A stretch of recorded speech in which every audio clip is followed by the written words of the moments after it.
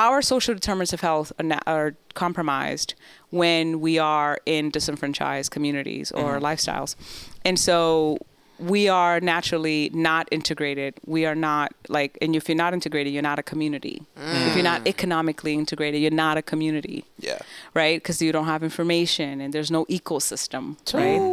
And so our housing, they're just boxes. And, you know, CDCs get upset when I say this, but it's true. Like, you literally build boxes for us. And there are studies that show that this compromises your mental health. So it can lead to mental illness even, to live in a place that is just a box where there's no amenities to decompress or to live or to take care of your health in many ways, physical, mental, education, whatever. And so that is what's missing, is that affordable housing was supposed to be affordable. First of all, it's not affordable. Second, when they build it, because, okay, I get it. You need to build 3,000 units, fine. But you can't just do that just to check off a list. Yeah. You have to actually be more intentional. And intentionality means that show me the money. And so Boston is super rich. We can actually borrow bonds and we pay it back faster than anybody. We pay it back within like 10 years, and then we pay back less than the interest rate that we was contracted for. And so if we're borrowing money, let's invest in what matters. Right. And then let's treat and then I forget who said this, but our most vulnerable citizens, right, is a reflection of the city that we are, right? Like how we treat our most vulnerable citizens. And so if we focus on housing and we build housing that's truly affordable, and then we actually create housing ecosystems that offer a computer center, a gym, childcare, right? An outdoor green space, rooftop farm, a barbecue pit in the back. If you offer these types of amenities, it's more of an ecosystem. And if you could walk down the street and go to Nubian Square and I can repair my shoe, get flowers and a sandwich all in one space, then a more, a fluid, right, dynamic economic district, then you're going to be living more of a holistic life. And I think that's what's missing. Here we are.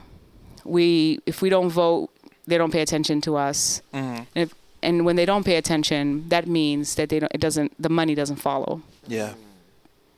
And I know we're going back to the youth, but you do a lot of work with the youth. I think someone was telling me that one of the last campaigns, was it Tania for Artists?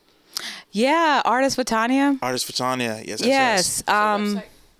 No, it was a campaign kickoff. And so basically, I heard there was a lot of kids just like rallying for you. Yeah. Oh yeah, it was pretty cool.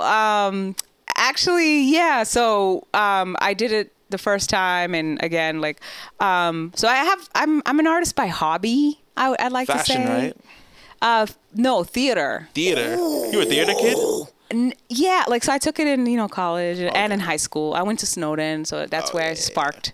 And then I would start sewing for costumes for my plays. Okay. And then all people saw was beautiful, big. Well, I think they're beautiful. We know they're big beautiful. Gowns, right? And they said, "Oh, fashion designer," and I'm like, "I don't know how to draw." I know how to make these clothes, though. I'm not a fashion designer, but I'll take it. Yeah. Yeah. I think it's more than a hobby. I mean, I know you got a 8 to 8, but putting energy towards that is sustaining your 8 to 8, your 9 to 5, doing that sewing and actively being creative. It's making you more, well, I can't speak for you, but whenever I create, it makes me more whole. What did you create? I'm a makeup artist. Nice. I paint faces. That's art. Yeah. That's but I always beautiful. try to bring it back to sustainability because I'm all about the ecosystem as a whole. Yeah.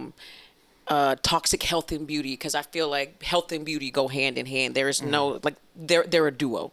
One really cannot coexist sustainably. That's my favorite word. Without the other.